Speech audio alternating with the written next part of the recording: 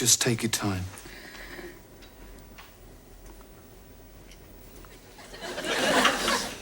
It was one day last month. Les came in late, and he was really drunk. But he told me he'd been kidnapped by some space aliens. And they forced him to drink 10 pints of beer and 2 bottles of whiskey. Of course, I didn't really know whether to believe him or not. So what did you do then? Well, I rang Sunday Sport and told them Les's story, and they printed it.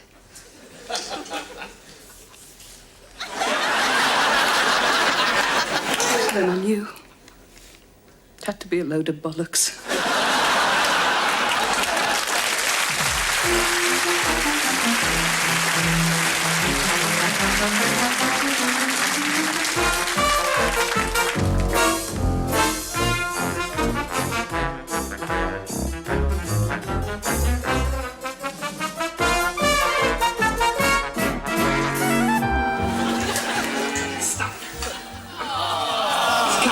It's coming.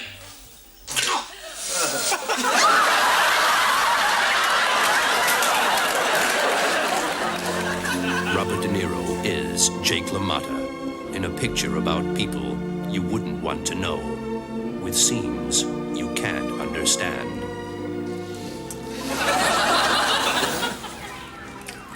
Don't do that.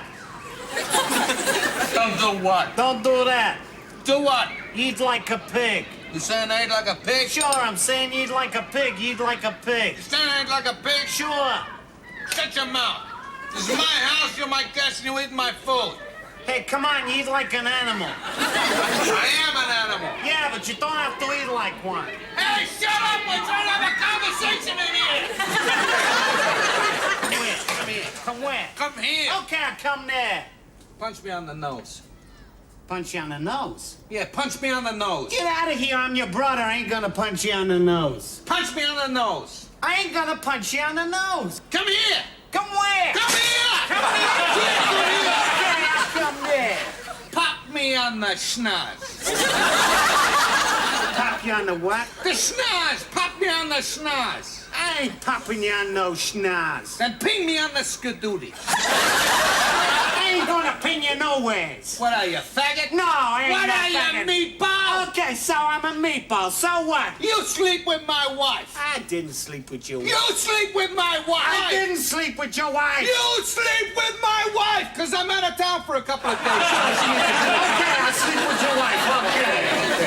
Okay. That's good. Don't do this. What, don't do that? Don't do that. What, do this? I don't like it when you do that. Even more, I don't like it when you do this. What, when I do this? Yeah, I don't like it when you do that. Why do you do this and do that to me all the time, huh? We're Italian. I gotta do this. I gotta do Oh, that. yeah, I gotta do hey, you're my Come on. Hey, come on. Hey, come on. Hey, let's see. Come on. Okay.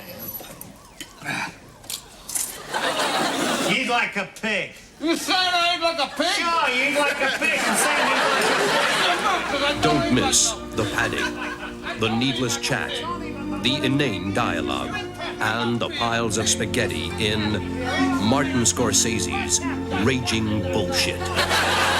Gathering dust in a video shop near you.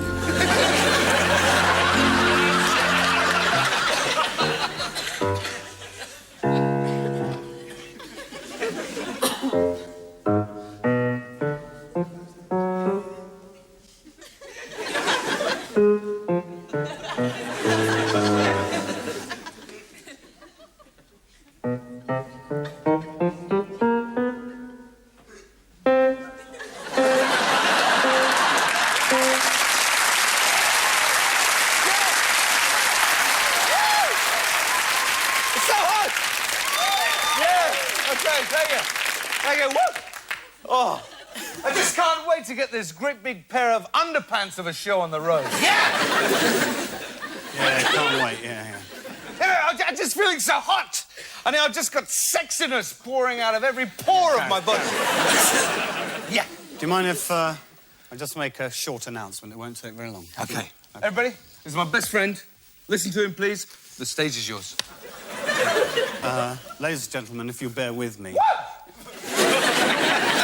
Please. Woo. Thank you. I'd just like to take this opportunity to say, well, to scotch, really, the rumours. Oh, scotch the rumours. The scurrilous rumours are presently circulating about, well, about my best friend Gareth here. They're absolutely not true. Thank you. Well, let's get this show on the road. Let's give it plenty of Hang on.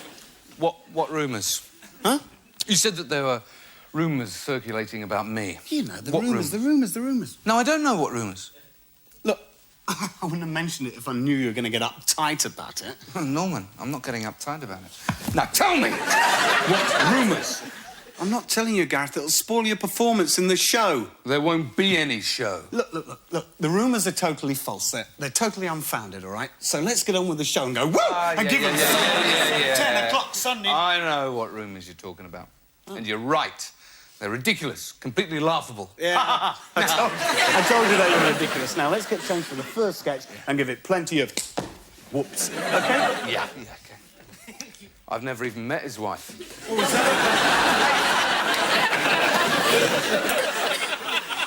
Yeah, Ron, I think we're working to a 2 CSE audience. I like them French cars as it happens.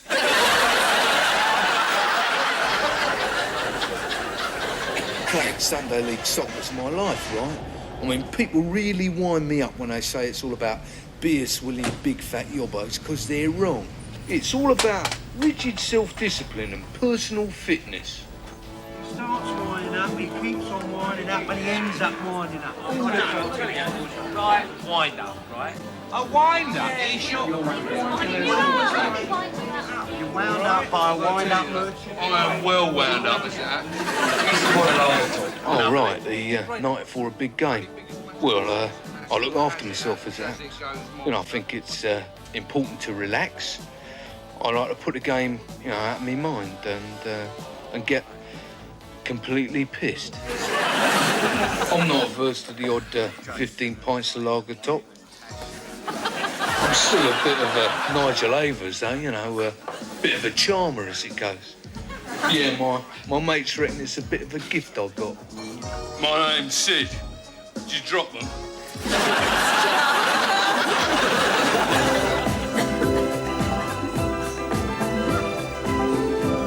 Fact is, I always pull of a Saturday night. You know, dressed like that there,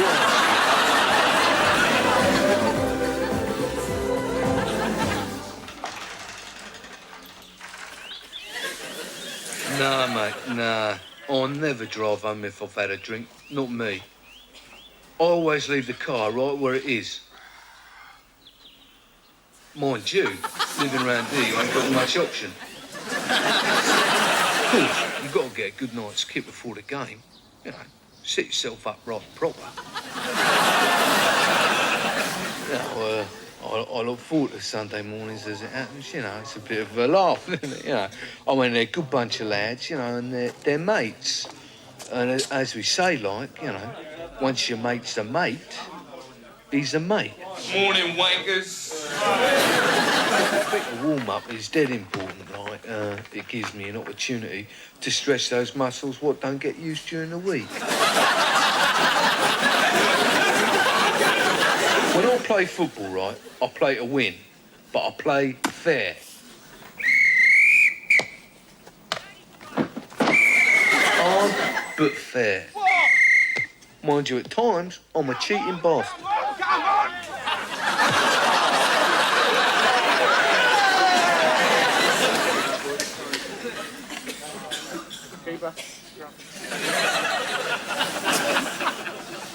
I'll tell you what, that bloody ref, he must be blind, mate. Yeah, you ain't noticed nothing all afternoon. Nah, nothing.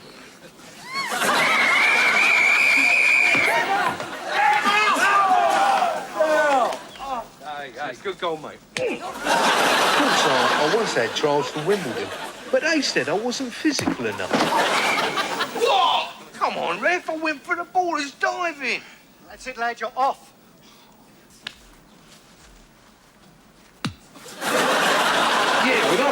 couple of beers after the lad's done good, you know. Have a bit of a laugh, let off steam. Yeah, of course, sometimes, you know, we can't give it stick all day long, like. Nah, some of the lads have got to do the afternoon shift.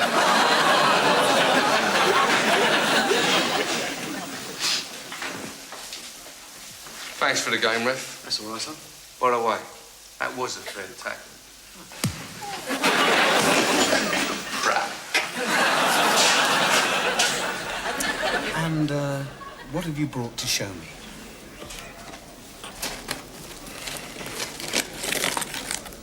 Oh, this is very interesting, yes.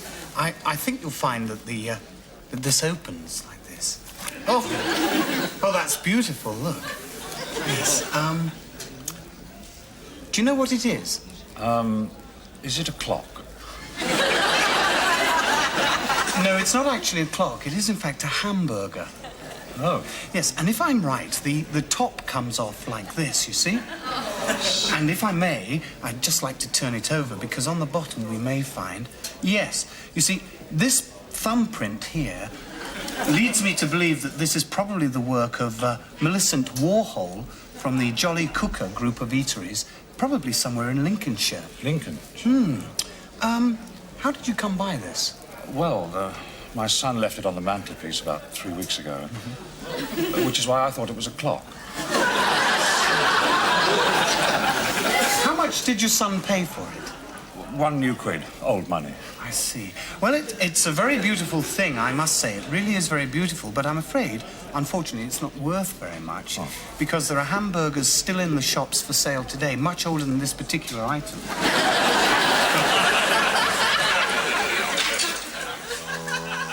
Stop.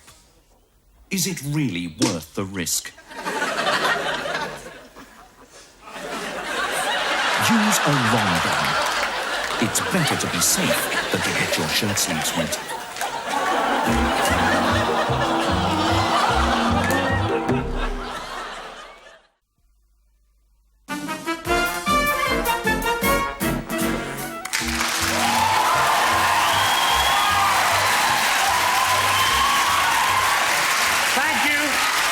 Thank you, Frank Sinatra. Well, and moving on.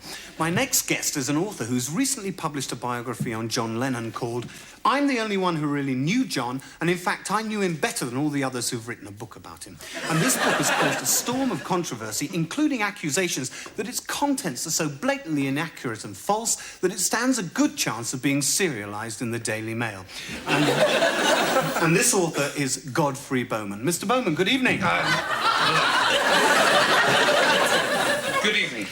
Now, Mr. Bowman, if I could say, first of all, how do you answer your critics who say that you never, in fact, ever really met John Lennon? On the contrary.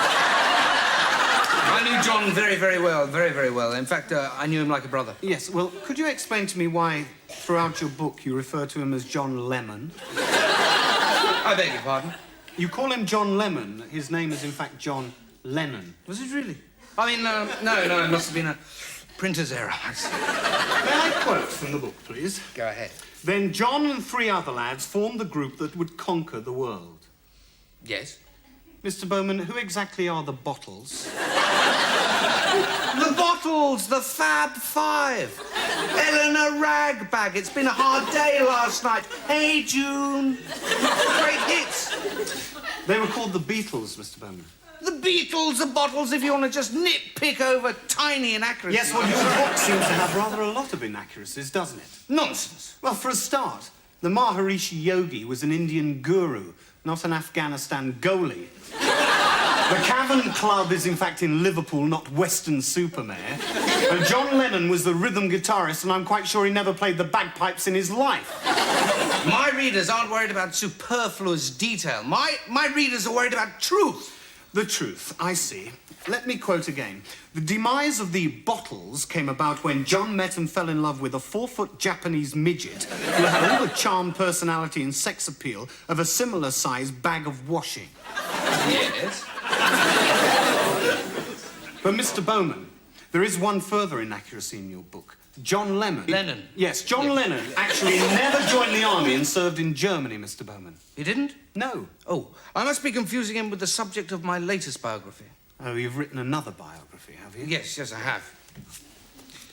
Elvis Preston. I knew him like a brother and more than anybody else. £49.95. Thank you.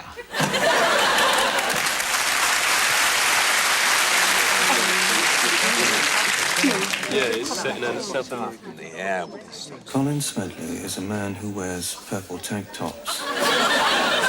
This was ahead of its time in terms of the narrow gauge era. Colin can talk for hours about train spotting.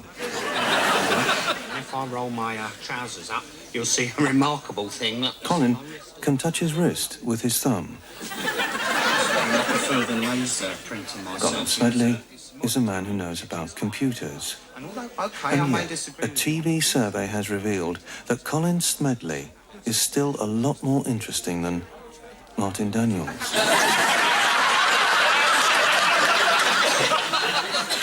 I've brought this along for you to have a look at. Thank you.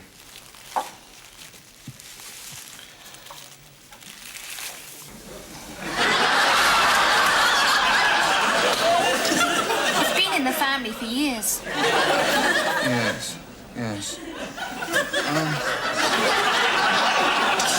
Can I ask you where you got it from? Yes, I found it in my granddad's tool boy. Well, as you can see, it's beautifully tooled. It was made in Taiwan by the Spanky Wanky Company. And if I'm not mistaken, these normally screw. Yes. And voila. You can see the original batteries inside it there. Lovely.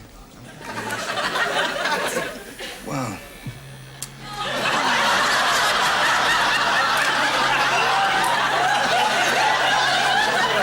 Let me tell you that this is worth its weight in gold.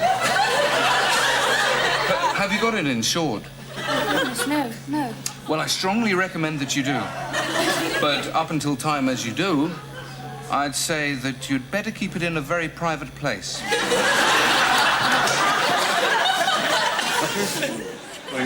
All this talk, right, about chemical spraying doing people harm, it's a load of old cobblers. I mean, I spray all my fields, don't I? And I don't see what damage it's done. You ask my brother. Isn't that right, Ted? Listen, it's difficult to laugh with your lips stitched together.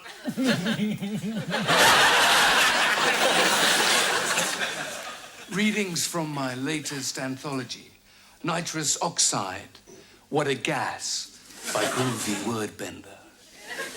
My baby done left me and I feel blue, the colour of a Carl Perkins suede shoe. My baby done left me, I'm going insane. I'm even bluer than a varicose vein. Man, I'm bluer than movies from Scandinavia. I'm bluer than seas in the Mediterranean. I'm bluer than limbs that surgeons cut off. I'm feeling so blue, I just blew off. Sir, old spick span in Bristol fashion, sir. Lovely. I'll do that for you, sir. There we are, sir. Dry the hands, sir. Certainly this way, sir. Just put your hands in there, sir. There we are, sir. Just stick them in there, sir, and rub them together, sir. There we are. Rub them together nicely, sir. Lovely, sir. All dry now, sir. There we are, sir. Lovely, sir. Have a good evening, sir. Oh, thank you very much, sir. Thank you very much indeed, sir. Thank you, sir. Oh, good evening, sir. Hello. How are you, sir? Lovely evening out, sir. It's fine, thank you. Are you a new member in the club, sir? Actually, I am, yes. I didn't think I'd seen you before, sir. There we are. Oh, I can do that for you, sir. There we are, sir. Just do it there, sir. There's nice and lovely, sir. Lovely, sir. Oh, let me do that for you, sir. There we are. This little comb, sir. There, that's lovely, sir, isn't it? Fine, there we are, sir. Oh, let me do that for you, sir. I can do that, sir. There we are. Rub-a-dub-dub, sir. Soon have them nice and bright. Lovely pair of shoes, sir, if I might say so, sir. Yes. Lovely. See your face in them now, sir. Lovely. Over here, sir. Yes, sir. Certainly, sir. Oh, no, I can do that for you, sir. I can do that. No, sir. Please, I can do that for you, sir. Now, just hold the jacket, sir. Take a little step forward, sir. Just a little step forward, sir. There we are, sir. Yes, that's nice, isn't it, sir? Oh, let me get that for you, sir. There we are, sir. There we are. So, just open your legs a little more, sir. Just a little bit more, sir. Legs apart. There we are, sir. And out she pops. There she goes, sir. Dining in the restaurant tonight, sir? Lovely food, sir. Marvellous chef, sir. All finished, sir? Just a little shake. Another little shake, sir? Good, sir. There we are, sir. Now, just stick the bottom out a little bit, sir. Just a little, and raise the right leg, and in she goes. There we are, sir. And there we are, sir, and there we go, sir. There we are, sir. Thank you very much, sir. Lovely, sir. Always nice to meet a new member, sir.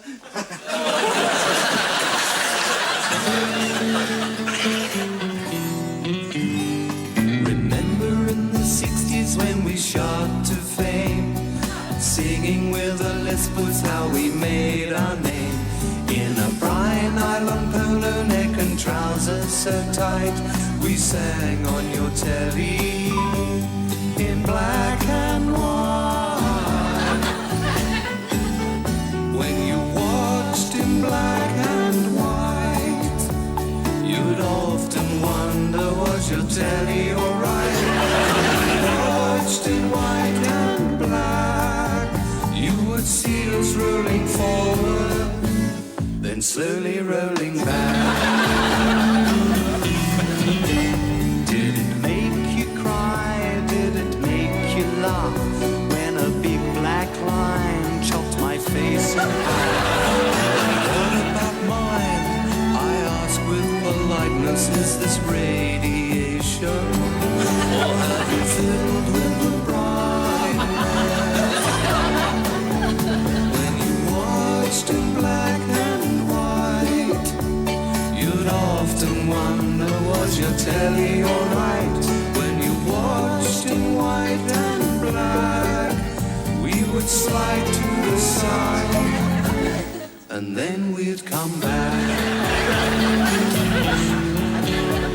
The picture made us look very tall, then it made us look very small as the snow began to fall.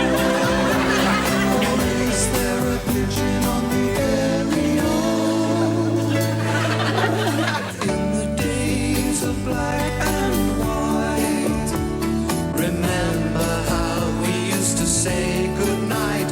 But in case you have forgot, we all ended up as a little white.